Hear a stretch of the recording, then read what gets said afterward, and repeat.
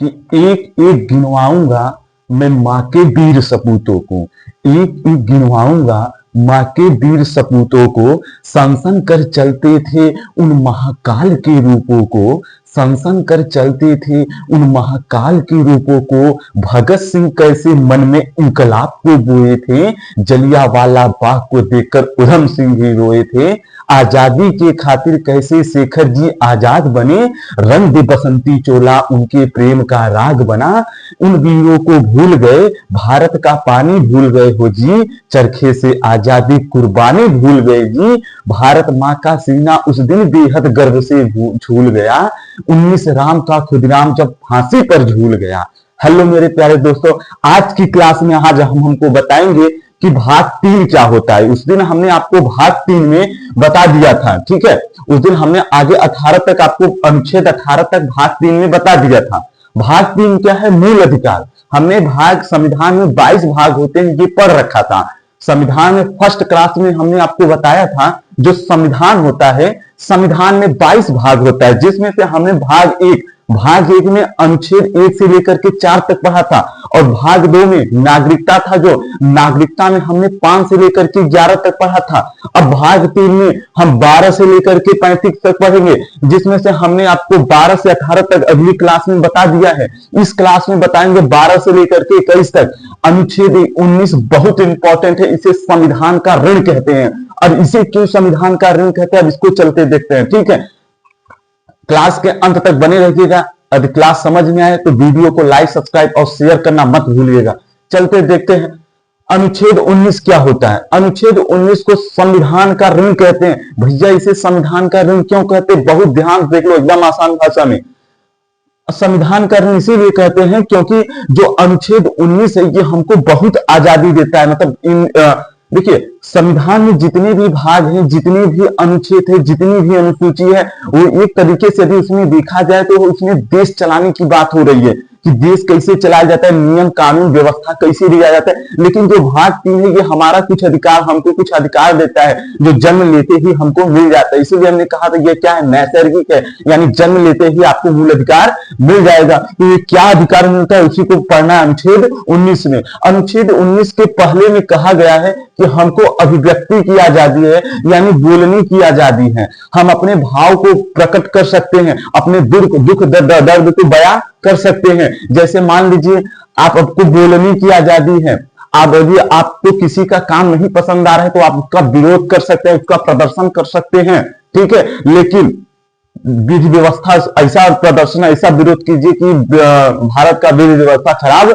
न हो, ठीक है। ऐसे में आपको बोलने की आजादी। जैसे मान लीजिए किसी नेताजी का काम नहीं पसंद आ रहा है तो आप काला झंडा लेकर बैठ जाइए, विरोध प्रदर्शन कीजिए, ठीक है। या उनका काम नहीं पर उनका पुतला फूक दीजिए। अब यहाँ पर पुतला फूके, उस नेता को नहीं फूके हैं, ठीक है।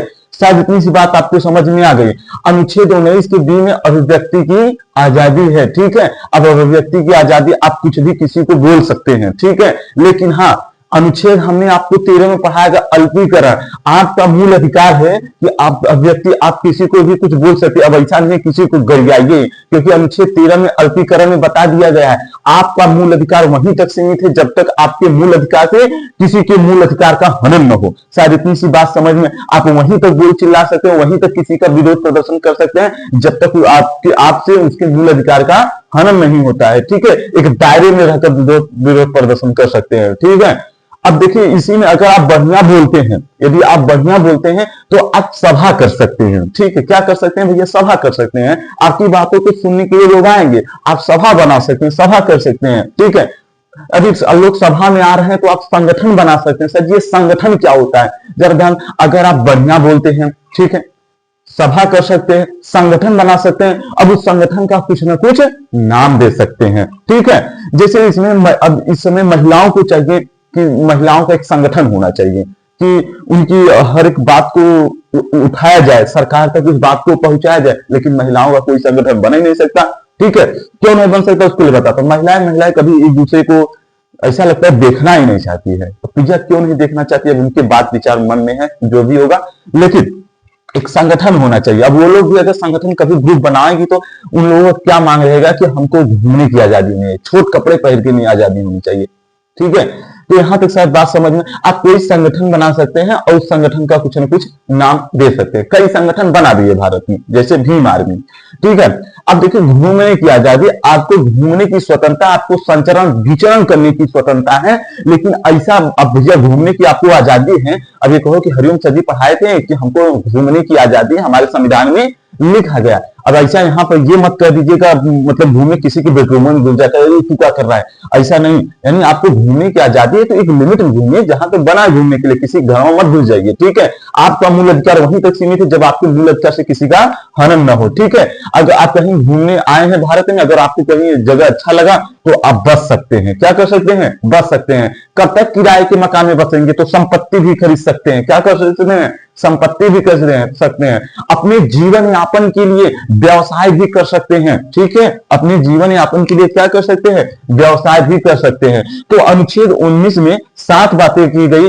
पहले देखिए, इन 7 भागों में से 7 बात में से जो भी चीज कही गई, सब चीजों का करिए पालन, लेकिन ऐसा काम मत करिए देश की अखंडता सुरक्षा के खिलाफ हो, ठीक है। आप बोल सकते हैं लेकिन देश की अखंडता सुरक्षा को ध्यान में रखते, सभा कर सकते हैं लेकिन हथियार लेके सभा नहीं कर सकते हैं। संगठन बना सकते हैं, घूमने जा सकते हैं, कहीं बस जा भी सकते हैं, संपत्ति खरीद सकते हैं, व्यवसाय कर सकते हैं। अब ऐसा व्यवसाय मत करिए, देखिए किसी को कैसे मारा जाता है, किसी को कैसे बंदूक चलाने की ट्रेनिंग बताइए, आतंकवादी कैसे बनाया जाता है लोगों को। अब ऐसा आपको मतलब किसी ऐसा व्यवसाय मत करिए, यानी ऐसा व्यवसाय मत करिए कि किसी देश की अखंडता सुरक्षा के खिलाफ हो। तो अनुच्छेद 19 इंडिविजुअल रूप से अगर देखा जाए तो आपको इतनी आजादी देती है। क्या आजादी देती है? बोलने की आजादी देती है, सभा करने की आजादी देती है, संगठन की आजादी देती है, घूमने फिरने की आजादी देती है, कहीं बस जाने की आजादी देती है, संपत्ति खरीदने की आजादी देती है और व्यवसाय करने की आजादी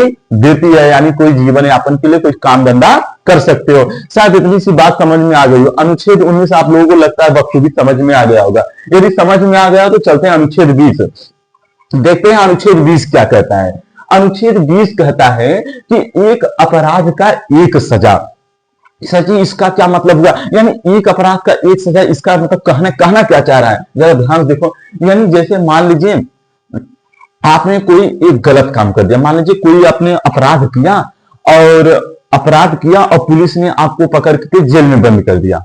आप जब सजा काट करके बाहर आ गए, अब जब फिर रास्ते रोड पर पुलिस को जाते हुए आप देखें तो पुलिस ऐसा ना हो कि पुलिस फिर उठा ले और कहे चल चल उस साल तुम ही तो अपराध किया था। यानी आपने उसे एक बार जब पनिश कर दिया है, उसी अपराध के लिए आप दोबारा उसे सजा नहीं दे सकते हैं। इसीलिए अनुच्छेद 20 में पहली बात कही गई है कि एक अपराध का एक सजा, ठीक है। अब जैसे जज साहब ने आपको सजा सुना दिया, 2 साल का आपको जेल होगा, आपने किसी की हत्या कर दी, आपको 2 साल का जेल हो गया। अब आप 2 साल के बाद फिर जज साहब के सामने आइए कि गुड मॉर्निंग जज साहब, बाय बाय करिए, तो जज साहब कुछ नहीं करेंगे। वो बात की बात है कि आप कोर्ट रूम के अंदर कैसे फिर 2 दिन के लिए जेल में बनते हो, वो दूसरी सजा हो गई, ठीक है, वो दूसरा अपराध हो गया। लेकिन हाँ, एक अपराध का एक ही सजा आपको दिया जाएगा, ठीक है। जैसे अच्छा देखिए, आजकल इंटरनेट का जमाना है कि एक ही आदमी कई जगह, जैसे कोई एक आदमी है एक ही दिन कहीं जाके हरियाणा में किसी की जान ले लिया, चंदौली में किसी की जान ले लिया, मान लीजिए मुंबई में जाके किसी की जान ले लिया। यानी जो चारों कहती से मतलब मुंबई की पुलिस उस पर जिसको मारा होगा उसके घर वाले फिर उस पर मुकदमा ठोकेंगे, मतलब 3-4 जिसको मारा होगा तो मुकदमा ठोकेंगे।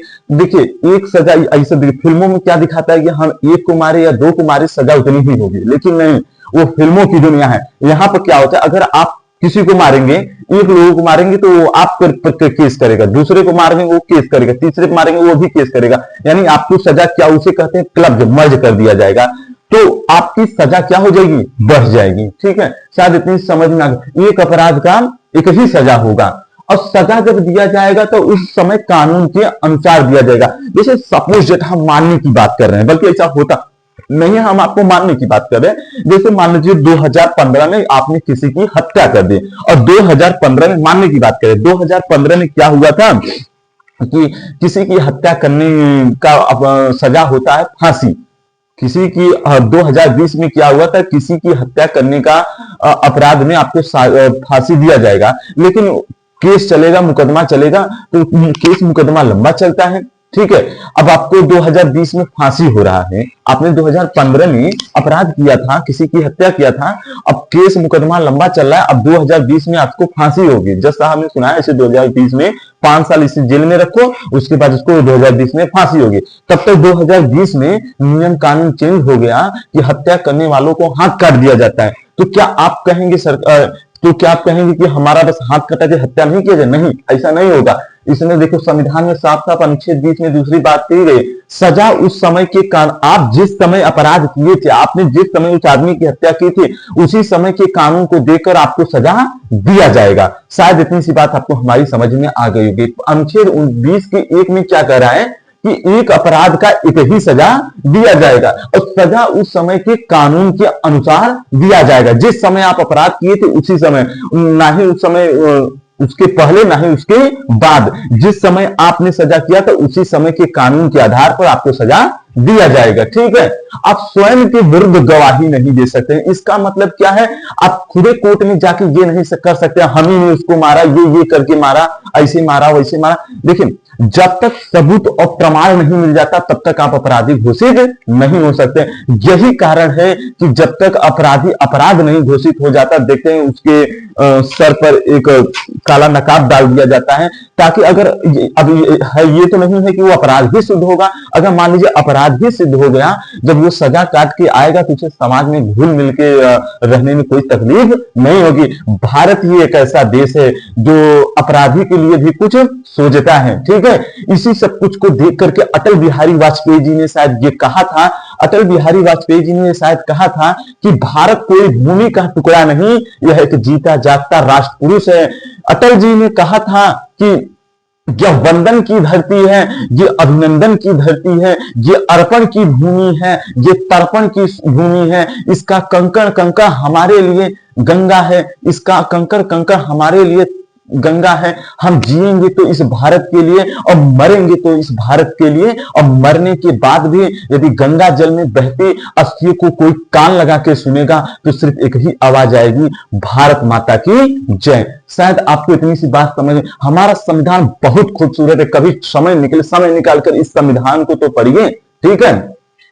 तो देखिए, अनुच्छेद 20 क्या कहता है, एक अपराध का एक ही सजा दिया जाएगा, और सजा जब भी दिया जाएगा तो उस समय के कानून के हिसाब से दिया जाएगा। अब आप स्वयं के विरुद्ध गवाही नहीं दे सकते हैं। कानून सजा दिया जाएगा तो उस समय कानून के अनुसार दिया जाएगा। शायद आपको इतनी सी बात समझ में आ गई। अनुच्छेद 19 और अनुच्छेद 20 आपको बखूबी समझ में आ गया होगा। अब चलते हैं हम अनुच्छेद 21 में। अनुच्छेद 21 कहता है प्राण एवं दैहिक स्वतंत्रता। ठीक है। प्राण एवं दैहिक स्वतंत्रता। देखिए, आपको जीने के अधिकार है। क्या आपको भारत में भी आप हैं, भारत के नियम के अनुसार, भारत के संविधान के अनुसार, भारत के अनुच्छेद के अनुसार आपको जीने का अधिकार। आपकी जान आपसे कोई नहीं ले सकता है। ठीक है। अगर आप मान लीजिए सपोज आप रास्ते में जा रहे हैं, आप किसी ने बाइक चला रहे हैं, आप किसी को ठोक दिए और वो इंसान अगला मर गया, तो आपके ऊपर मुकदमा ठोका जाएगा। क्यों ठोका जाएगा भैया? क्योंकि आपने आप पर लापरवाही से गाड़ी चलाने का जुर्म में आपको अब सजा दिया जाएगा कि आपने, मतलब आप अपना भी प्राण खुद से नहीं ले सकते। यदि आप सुसाइड करते हुए पकड़े गए, अगर सुसाइड कर लिए मर गए तो कोई बातें नहीं, अगर पकड़े गए तब पर भी पुलिस टांग ले जाएगी आपको। अब क्या कहेगी पुलिस कि भैया आप क्यों मर रहे हैं, आप इस अखंड भारत के एक अभिन्न हिस्सा हैं। क्या है? अखंड भारत के एक अभिन्न हिस्सा है। आप नहीं मर सकते हैं जब तक आपकी मौत न आए। ठीक है। केवल जान लेने का अधिकार केवल कोर्ट को ही है। जज साहब ही फैसला करेंगे आपको फांसी होगी या नहीं। दैहिक स्वतंत्रता यानी पर्सनैलिटी लिबर्टी, यानी आपको इज्जत के साथ जीने का अधिकार है। भैया मान लीजिए आपने किसी को फांसी तो नहीं दिया, लेकिन आप उसको दिन रात गरिया रहे हैं। मान लीजिए चौराहे पर उल्टा करके टांग दे, भैया उसकी प्राण नहीं तो उसको इज्जत तो ले लिए। अब मतलब किसी का जब इज्जत ही नहीं देंगे, मतलब जहां जाएगा चारों को उसको मारते फिरते रहेंगे, तो भैया जिंदा आदमी मर जाएगा। ठीक है। तो मानी इज्जत के साथ आपको जीने का अधिकार है, यानी जीने का अधिकार है, प्राण एवं दैहिक स्वतंत्रता है और जीने का अधिकार है। इसीलिए देखो इसी अनुच्छेद 21 के अकॉर्डिंग पुलिस आपके गाड़ी का चालान काटती है। कैसे चालान काटती है? अनुच्छेद 21 के तहत आप गाड़ी लेकर जा रहे हैं भैया, आप हेलमेट नहीं लगाएं, आपका गाड़ी काला काला धुआं दे रहा है, तो पुलिस क्या करती है, आप पर चालान काटती है। क्यों चालान काटती है भैया? हेलमेट नहीं लगाए हैं, मर जाएंगे भैया। आपको मरने का अधिकार नहीं है, आपको जीने का अधिकार है, ठीक है। केवल आपकी जान ले सकते हैं खाली जज साहब ही, कोर्ट ही ले सकता है, ठीक है। शायद इतनी सी बात समझ में आ गए। अब जज साहब इतने पागल नहीं किसी का भी जान लगा, अगर कुछ ऐसे विशेष अधिकार अपराध हम बहुत जघन्य अपराध कर दे तब पर भी आपका प्राण लिया जाएगा, ठीक है। शायद इतनी सी बात समझ। दैहिक स्वतंत्रता यानी इज्जत के साथ जीने की आजादी है आपको। और इसी में है निजता का अधिकार यानी प्राइवेसी का अधिकार। आप अपनी निजता वाली चीज किसी को बता नहीं सकते, अपनी प्राइवेसी वाली चीज किसी को बता, जबरदस्ती आपसे कोई पूछेगा तो आप उसके ऊपर एक्शन ले सकते हैं, खिलाफ ले सकते हैं। हमने बताया जो भी अगर 12 से लेकर के 35 तक ये है मूल अधिकार, और मूल अधिकार का रक्षक है सुप्रीम कोर्ट, हाई कोर्ट। अगर आप में से इसमें से कोई जबरदस्ती कर रहा है तो आप उसके खिलाफ कोई ठोस सबूत ले लिए, वीडियो रिकॉर्डिंग ले लिए, कुछ भी ले लीजिए और चले जाइए सुप्रीम कोर्ट, हाई कोर्ट, तुरंत वो टंगा के चला जाएगा। बाद में देखा जाएगा उन्होंने आपके मूल अधिकार का हनन किया है कि नहीं, ठीक है। शायद इतनी सी बात समझ में आ गई होगी। निजता यानी प्राइवेसी का अधिकार क्या होता है, यानी आप अपनी प्राइवेसी वाली चीज किसी को बता नहीं सकते हैं, ठीक है। और एक बार ध्यान सुन लीजिए, अनुच्छेद 19 और 20 अनुच्छेद 20 और 21 को कभी भी रोका नहीं जा सकता है, ठीक है। ना ही संसद रोक सकती है, चाहे कितनों भी आफत इमरजेंसी आ जाए, ना ही संसद रोक सकती है, ना ही राष्ट्रपति रोक सकती है। कोई भी अनुच्छेद 20 और 21 को नहीं रोका जाएगा। सोचिए अगर 19 और 20 को रोक दिया, 2 दिन के लिए भी रोका गया तो क्या आ जाएगा, स्वयं के विरुद्ध गवाही दे सकते, पुलिस मार मार के पीठ के उगलवा देगी, बोल तुम्ही ने उसका जान लिया, तुम्ही ने उसकी हत्या किया है, वो मान लेगा भैया हाँ हमने हत्या किया, बस सजा हो गया, फांसी तुरंत हो गया। इसीलिए अनुच्छेद 20 और 21 को कभी भी टर्मिनेट नहीं किया जा सकता, कभी भी बंद नहीं किया जा सकता है, ठीक है।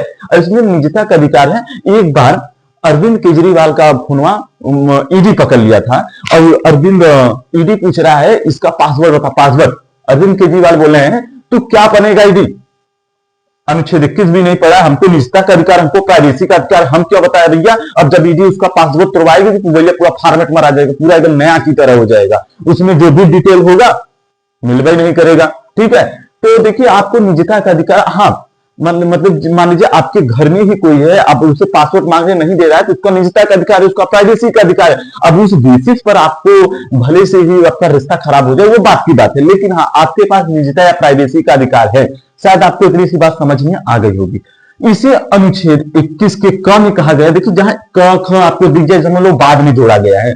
अनुच्छेद 21 के क में कहा गया है कि आपको शिक्षा का अधिकार है, यानी सरकार को ये जिम्मेदारी है कि जितने भी 6 से लेकर के 12 साल के बच्चे हैं, 6 से 12 साल के बच्चे को शिक्षा देना है। इसीलिए देखते हैं प्राथमिक विद्यालय होता है आपके गांव में, ठीक है। सरकार 6 से 12 वाले बच्चों को केवल शिक्षा ही चाहिए, ठीक है, उनको शिक्षा का अधिकार है।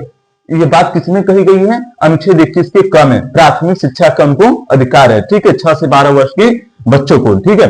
शायद इतनी सी बात आपको समझ में आ गई होगी। क्या कहा हमने, कहा कि संविधान का ऋण, संविधान का अनुच्छेद 19 क्या है, संविधान का ऋण। संविधान क्या कहता है इसमें, संविधान इसे अनुच्छेद 19 को क्या कहते हैं, संविधान का ऋण कहते हैं। क्यों ऋण कहते हैं भैया, इसे देखो, इसमें आपको बोलने की आजादी, अभिव्यक्ति यानी आप अपने दुख दर्द को बयां कर सकते हैं किसी की भी समझ। और आपको सभा करने की आजादी है, अब बढ़िया बोलेंगे तो सभा कर सकते हैं, और सभा कर सकते हैं तो संगठन भी कर सकते हैं, संगठन का कुछ नाम दे सकते हैं, इस संगठन के तो सरकार तक अपनी आवाज को पहुंचा सकते हैं। आपको घूमने की आजादी है, संचरण विचरण, लेकिन ऐसा घूमो किसी के मूल अधिकार का हनन न हो, कहीं भी बसो लेकिन किसी के मूल अधिकार का हनन न हो। संपत्ति खरीदने का अधिकार है, व्यवसाय करने का अधिकार है। इसमें अनुच्छेद 19 में कुछ भी करो लेकिन देश की अखंडता और सुरक्षा के खिलाफ काम मत करो। अब आते हैं अनुच्छेद 20। अनुच्छेद 20 क्या कहता है कि एक अपराध का एक ही सजा दिया जाएगा, सजा जब भी दिया जाएगा तो उस समय के कानून के अनुसार दिया जाएगा, स्वयं के विरुद्ध गवाही नहीं दे सकते हैं। अनुच्छेद 20 क्या कहता है, प्राण एवं दैहिक स्वतंत्रता है आपको, ठीक है, आपको इज्जत के साथ जीना दिया जाएगा, आपको प्राइवेसी का अधिकार है, निजता का अधिकार है, आप अपनी प्राइवेसी वाली चीज किसी को नहीं बता सकते। पुलिस का काम है जाके सबूत इकट्ठा करे, ठीक है। अनुच्छेद का है शिक्षा, 6 से 12 तक, 6 से 12 साल बच्चों को प्राथमिक शिक्षा का अधिकार है, और ये भी सरकार की भी जिम्मेदारी है कि 6 से 12 साल के बच्चों को शिक्षा प्रदान कराए। शायद आपको समझ में अनुच्छेद 20 और 21 को समझ में आ गया होगा, ठीक है। शायद इतनी सी बात आपको समझ में आ गया होगा, ठीक है। तो यदि वीडियो पसंद आई तो वीडियो को लाइक सब्सक्राइब शेयर करना मत भूलिएगा, ठीक है। तो जाते जाते एक फिर अर्ज किया है कि उसकी चाहत में दिल मजबूर हो गया कि उसकी चाहत में दिल मजबूर हो गया, दर्द देना उसका दस्तूर हो गया, कसूर उसका नहीं हमारा ही था, हमने चाह ही इतना उनको, उनको खुद पर गुरूर हो गया।